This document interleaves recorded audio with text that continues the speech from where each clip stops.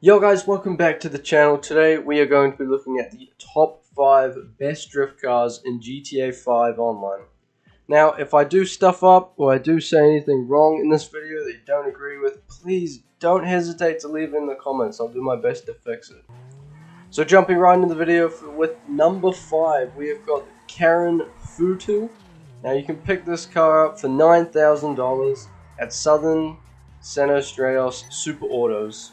Now, the pros of this car is it's a sports car. It's 2 seats, 2 doors, lightweight chassis, rear wheel drive, and crap traction. So, it's awesome for learning how to drift for beginners.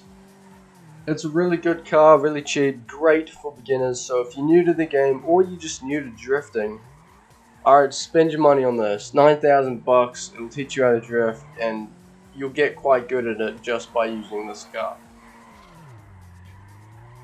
In 4th place, we have got the Drift Yosemite. Now you can pick this up from Southern San Andreas Super Autos for $1.3 million, or if you have unlocked trade price, you can get it for $981,000.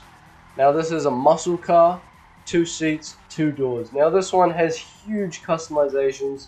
You can change the whole car. It's super easy to drift. It is by far the easiest to drift on this list. The back just spins out so easily. It's quite good to get used to the whole drifting motion and how to stay in control of drifting. I think it's really good for learning how to drift, but it is quite expensive. So yeah. But it does teach you how to control your drifts a lot better, as the back does skid out a lot, so I think that's a huge pro.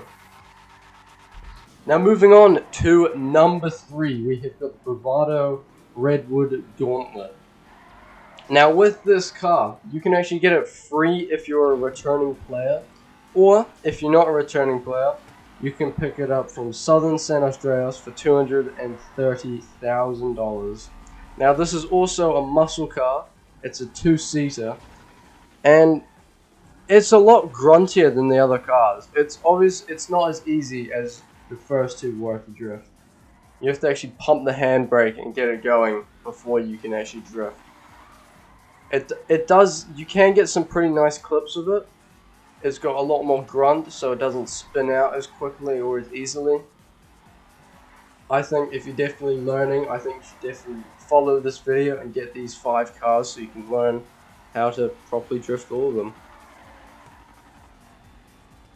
Now, coming in 2nd place, this car is a lot of debate whether it should be 1st or 2nd. I've put it 2nd on my list. This is the Dewbauchee Rapid Gt. Now you can pick this up from Legendary Motorsports for $140,000. This is a 2-seater and it's a sports car. Now, huge debate is because a lot of people have this ranked as number 1 on their list. I've put it as number 2. Even though it is quite good, there's not a lot of difference between 1 and 2.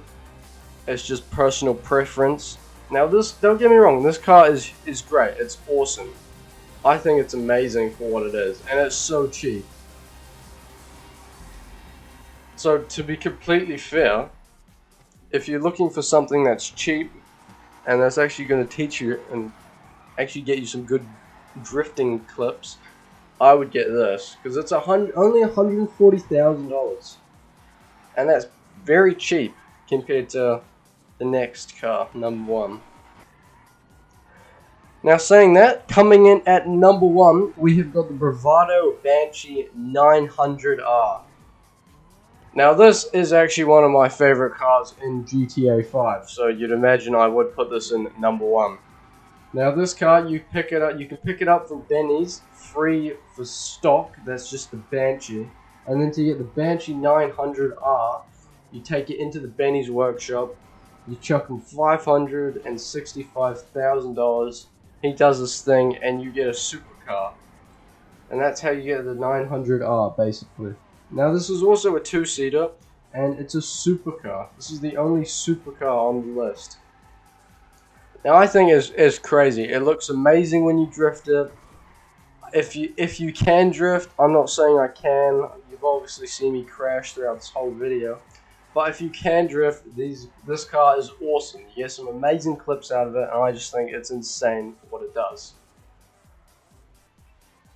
Now that basically wraps up the video. If you think I got anything wrong, missed out anything, please don't hesitate to put it in the comment section below. I'll respond to anything.